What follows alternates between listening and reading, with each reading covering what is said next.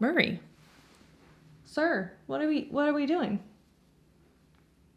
Can I help you?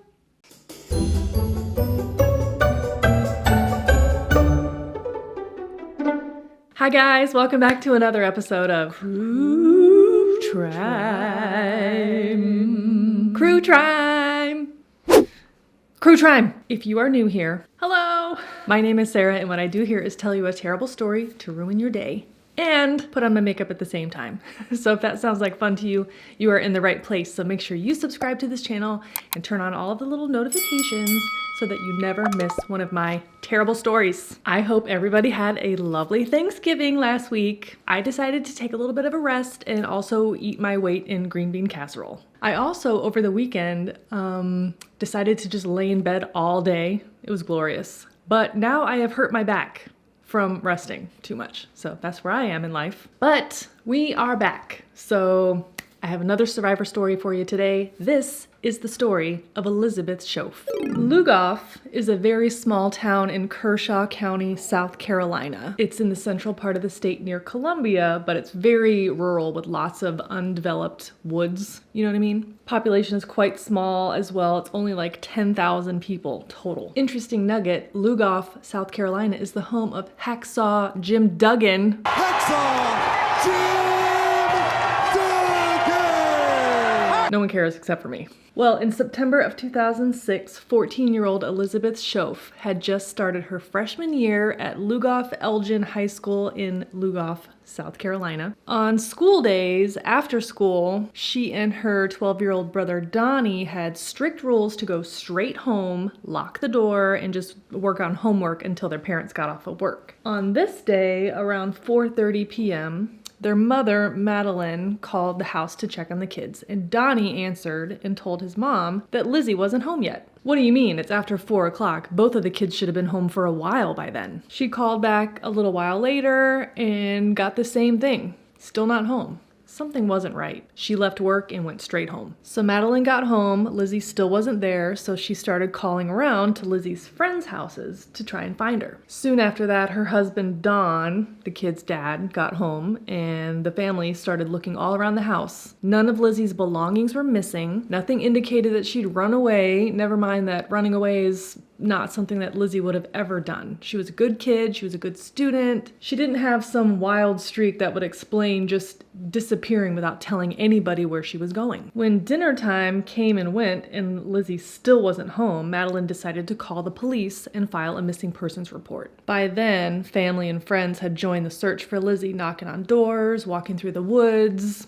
You get it. So Lizzie's classmates told Madeline and the investigators that they had all ridden the bus home from school together. They saw Lizzie get off the bus at the end of the road, which is about 500 feet from Lizzie's house. Maybe it was 500 yards from Lizzie's house, but either way, not far. She had been acting normal that day, happy. She was headed home like any other day. But obviously, this wasn't any other day, and Lizzie had disappeared into thin air. As soon as the sun came up the next day, a full blast search was launched. Helicopters, dogs, horses. Clones, freaks, sneezing, a Russian man on a prepaid cell phone. They all filled the woods to help look for Lizzie, and the local TV stations published Lizzie's pictures, begging for any information that would help to find her. All these search parties were out in the woods every day looking for her, finding no clues, nothing. And this went on for like 7 days without any clues or leads. And we all know that the likelihood of a happy ending goes down with each passing hour. It was not looking good. Okay. It was looking real bad. Lizzie's family had organized a candlelight vigil, and her parents were about to leave to head out to it when her mother, Madeline, received a text message from a phone number that she didn't recognize. It said, "Hey Mom, it's Lizzie.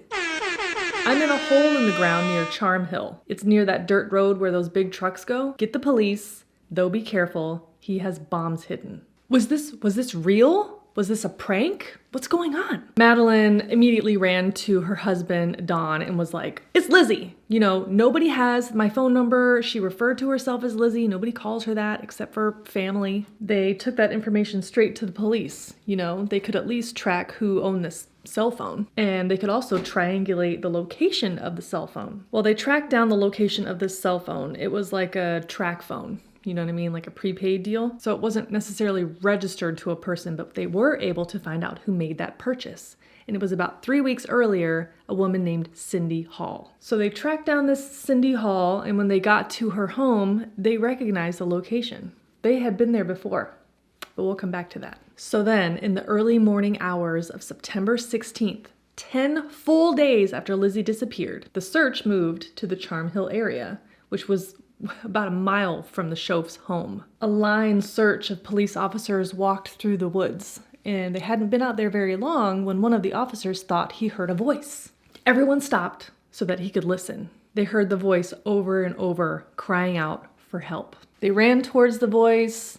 They called out to her. Spoiler, it was Elizabeth Shoaf, and she was standing over the entrance of an underground bunker. She told the police that she had been taken and held captive by a man named Vincent Philyaw. Who the hell is that? Vincent Philyaw was born on December 15th, 1969, and he grew up in Florence, South Carolina. He actually had a pretty terrible upbringing. His father died from alcohol poisoning when he was just a baby, and his mother eventually remarried to a man who was a drug-addicted cross-dresser. Their words, not mine. Vincent began drinking alcohol at a very early age, and by the time he was 14 years old, he was a full-blown alcoholic. He drank so much that it damaged his developing brain. As you can imagine, that definitely impacted his behavior and ability to learn, so he was a terrible student. He ended up dropping out of high school. He actually went to various rehab programs over the years. But despite this very troubled upbringing, one bright spot in his life was being a Boy Scout. He loved camping and being outside. Now, by 2005, Vincent had been working in construction on and off, and he fancied himself a doomsday prepper. He loved watching these adventure, action, Rambo-type movies, and he actually built himself multiple underground bunkers. Now, the main bunker was quite large for what it was. You know, a DIY underground hideout that was big enough to stand up in and wide enough to walk more than a few steps. It's pretty big. He had battery power, so there was lights and a TV and a camping stove and even a camping toilet. Now, it wasn't sophisticated at all. Much of the shelves and things were made from branches and sticks from the woods. And the walls were just dirt, you know. Imagine the spiders. In the early 2000s, Vincent Philyaw was in a relationship with a woman named Cindy Hall. She had 3 children. In 2005, so about a year before this whole thing, one of the children, a 12-year-old girl, told a teacher that she was being sexually molested by her mother's boyfriend. Well, a warrant was issued for Vincent's arrest, and when the sheriffs arrived to arrest him at his home, he actually escaped this trailer. He had dug a hole out, like an underground tunnel, and ran off into the woods. So he was living in this underground bunker in the woods. The door was concealed by leaves, like you could not find it if you didn't know where it was. And at night, he would sneak out to see his girlfriend, Cindy, who apparently was still cool with him even after him being arrested for molesting one of her children, who was taken away by the state. Just as I thought. Trash. She would bring him food and water and whatever other supplies he asked for, including that cell phone. Huh? So Vincent was hiding out in the woods for a while, like almost a year, you know, out there in his dirt hole, plotting his revenge against the evil police, because in his mind, they just believed this story that the child gave them. Didn't bother to ask him, just issued a warrant for his arrest, and how dare they believe this child? Okay, brain damage, remember? Brain damage. Vincent's revenge plan for the police involved setting booby traps out in the woods, bombs and things. And he wanted to kidnap a child that he could use as bait for the police. So the police would inevitably come out to the woods to look for this child, but Vincent would be ready and waiting to kill as many cops as he could, either by sniping them from hiding places or, triggering these booby traps. How kidnapping a child is going to solve his problems is, not something that he worked all the way through in his mind. Vincent also picked up some more supplies like handcuffs, night vision goggles, a taser, a gun. He also put together this ramshackle sheriff costume, complete with a hand-drawn police badge. Well, like sheriff badge. I mean, the guy could have just gone to Party City to get something pretty passable, but I guess he wasn't really worried about the quality of the costume fooling a child. So Vincent also started stalking the local school bus routes, watching the kids getting on and off the bus and selecting the perfect girl. And that's when he spotted Elizabeth Shoaf. So on the afternoon of September 6th, 2006, Lizzie rode home on the bus like every other day. The bus stop was at the end of a gravel road near her home, and as she walked up the driveway to her house, she was so close she could hear her dogs barking. Well, she heard a rustling in the woods, and then suddenly a man appeared. Vincent Filyaw. He claimed to be with the Kershaw County Sheriff's Department, and he was wearing his little sheriff costume with a gun belt. You're my favorite deputy. He said that they had found a bunch of marijuana plants on their property, and they were in big trouble, and she needed to come with him right now. So she agreed. Vincent handcuffed Lizzie, and then he put this bungee cord collar around her neck with this box on it and told her it was a bomb. And if she was to try anything or run away, it would detonate. Lizzie's heart sank. This was no sheriff. So Vincent walked her through the woods, past her house, probably a mile or so, and as they got deeper in the woods, Lizzie kind of got turned around, lost, He also was asking her a bunch of questions, likely to try to get a better idea of how this was going to go for him. Questions like, do you have a cell phone? Also, are you a virgin? A what now? Lizzie was rightfully creeped out, and she kept asking, where's the rest of the police? Where's my brother? And then Vincent said, I think you're smart enough to know what's really going on here. No, don't like that. Okay, so they finally stopped walking, and Vincent rustled around at the leaves on the ground, revealing a trap door to an underground hole. And then he told her to climb in it. Oh my God, oh my God, oh my God. Lizzie knew she was trapped. So once inside this underground bunker, Vincent chained Lizzie to one of the posts around her neck, right? He threatened her life, of course, telling her, if you resist, if you try to run, I will shoot you. If you keep crying, I'm just gonna keep hurting you. Ugh. He spent the next days holding her captive, sexually assaulting her over and over. And he knew that people were going to come out to look for her. So he would turn on his little battery-powered TV in this bunker, and they would watch the local news coverage of Lizzie's search. She could also hear helicopters and people walking around in the woods near the bunker. But Vincent, of course, told her, keep your mouth shut or I'll shoot you. He held a taser to her neck when the sounds were close. And he had one of those foil blankets, like the kind that you get at the end of a marathon. And he would use it to cover them when the helicopters were flying overhead so that heat sensing cameras couldn't see them. Well, Lizzie knew that she was going to have to be smart about this if she was ever going to see her family again. So this creep, Vincent Filyaw, obviously not right in the head. Lizzie would sit up at night while Vincent slept, thinking, was there anything that she could do to save herself? She tried to humanize herself by making conversation with him, by being pleasant, I guess. She would ask him about his life, she would tell him about hers, and it worked. He started to trust her, I guess, and she convinced him to, untie her. So although he was still there, and it was a small space, big for what it was, but she could move around freely, but she couldn't get away. He was right there. Well, one night, she decided to try to take Vincent's gun as he slept. As he's laying there snoring away, she slowly and silently got to his gun holster and then slowly peeled the Velcro strap, trying to not make any sounds that could wake him up. She got the gun out, she held it to Vincent's head and pulled the trigger, but nothing happened. The gun jammed.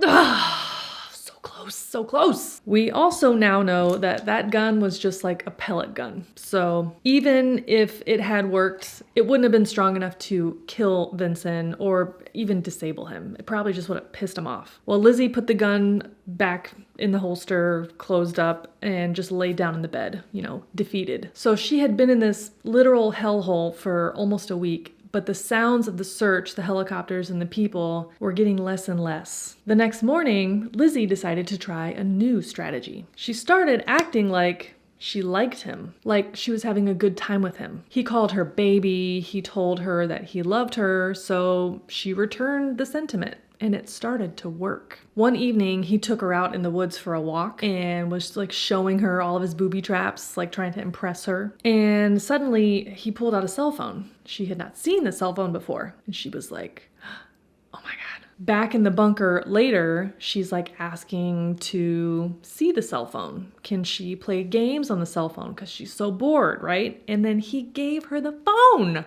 It's later that night, right? Vincent's asleep. She has the cell phone and she is wildly trying to text her family. But the cell phone signal was so weak underground that it wouldn't go through. But side note, we all know that trick about 911. If you didn't see in a recent video, we learned that even if a cell phone signal is like down to 0 or it's even been deactivated, 911 still works. Somebody also told me in the comments that if you went into a house that had no phone service that was disconnected, if the phone service had ever been activated, if you plug in a landline phone and dial 911, it'll work. Tell your friends, tell your kids. But, Lizzie obviously did not know this. She also probably couldn't just make a phone call without waking up Vincent. Also, Vincent's cell phone was old school. Remember, it's 2005. Okay, I don't even think the iPhone was out yet. Phones didn't have keyboards typically, just like the number pad. So this was T9 texting, text on 9 keys. My fellow olds will remember T9 texting. You had to push the button multiple times to get one letter. So it would take a long time to send like a message with actual words. Also, Lizzie was afraid of getting caught, so she kept deleting the messages before she would try to send them. So it took a long time. But finally, she got this text message out, only to see that the message failed to send. Ugh! Well, within a day or so, the helicopters and the people in the woods started to ramp back up. So Vincent checked the TV to see, what was going on.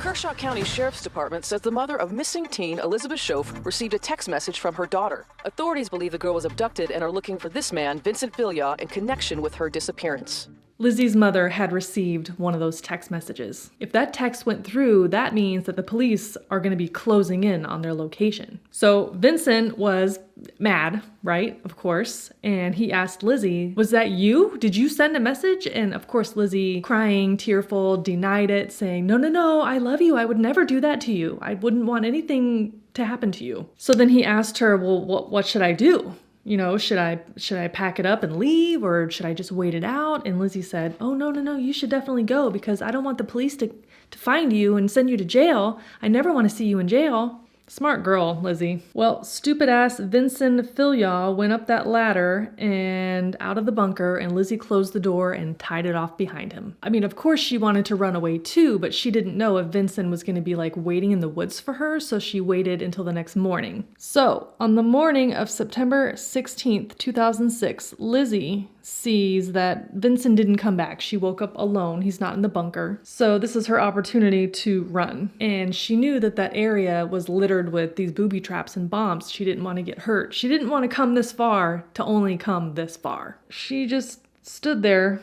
and yelled and screamed for help. And now we're essentially back to the beginning of the story. So pretty soon, someone from the nearby search party heard her voice and yelled her name back to her. So Elizabeth Shoaf had been found. By 7:30 that morning, Lizzie was reunited with her family. Well, Vincent Filyaw was on the run, and he tried to steal a car from a woman who wasn't having any of his bullshit, pretty much cussed him out for even trying to steal her car. And he was like, okay, never mind, and ran off.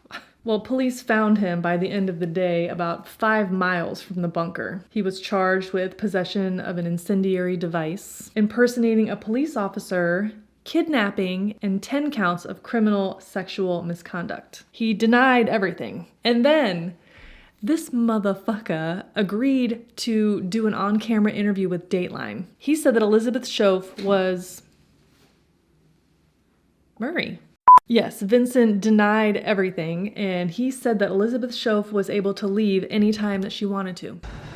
Elizabeth, she's, I don't know how to say it, she's pretty much a wild person. Are you saying that she was a willing participant the whole time? Yeah. He said it was a vacation for her and they were having a good time. He said she was a willing participant. Okay. When the police investigated the bunker, it was filled with evidence, all kinds of evidence from this 10 days of hell that Lizzie endured. And they also found a manuscript or manifesto written by Vincent when he was in jail. It outlined all the details of his disgusting crimes. Quote, "Like a predator, I waited on one lonely stray to walk by." Disgusting. It went on to say, "Knowing that when or if I got caught, I would spend the rest of my life in prison, I decided to make the most of my victim." I'm not going to go on, okay, because it's disgusting. Fuck this guy. Lizzie, who courageously and cleverly saved herself, then went to the courthouse to make sure that her kidnapper and rapist could never be able to do this again to another person. Vincent was all boast and bravado at first, but then the prosecutor spoke on behalf of Lizzie, saying, quote, "There are certain images, Your Honor, she told me she will never forget. She can still feel the chain around her neck and how much it hurt when he raped her. All she asks, Your Honor, is sentence him so that this can never happen to anyone else, that he can never get out of prison." The big bad Vincent then changed his plea to guilty and offered this pitiful non-apology. Judge G. Thomas Cooper said, quote, "I can think of no crimes short of murder more repulsive than these." 36-year-old Vincent Villiers was sentenced to 421 years in prison. He was sent to South Carolina's maximum security unit at Kirkland Correctional Institution, and in 2021, at age 51, he died. Bye! Elizabeth Shoaf made an incredible recovery from an unthinkable traumatic event. She now works as a dental hygienist and is the mother to a young son. And that is the story of Elizabeth Shoaf. If you want to know any of the makeup that I used in today's look, then look down in the description box because everything is linked. And if there is anything that I use that is old and not available anymore, I'll find you something similar. If you have a Crue Trime story that you want to recommend to me, look down in the description box because there's a link to a Google Doc that if you click it, it will take you to it. You can fill in all the dirty details. I would love to hear from you. Thank you so much for hanging out today and for watching this video. I really appreciate it. If you want to see more videos like this one, then consider subscribing to this channel before you leave today. I upload new videos here on YouTube every week, and you can follow me on all of the other socials as well. That is it for now. I will catch you next time in the next video. Bye! There's a cat in the litter box. Fuck! Oh my god. I need to get it together today. No. Oh my god. Debbie! Ma'am. Can you see her? No, it's too dark. Yes, you can.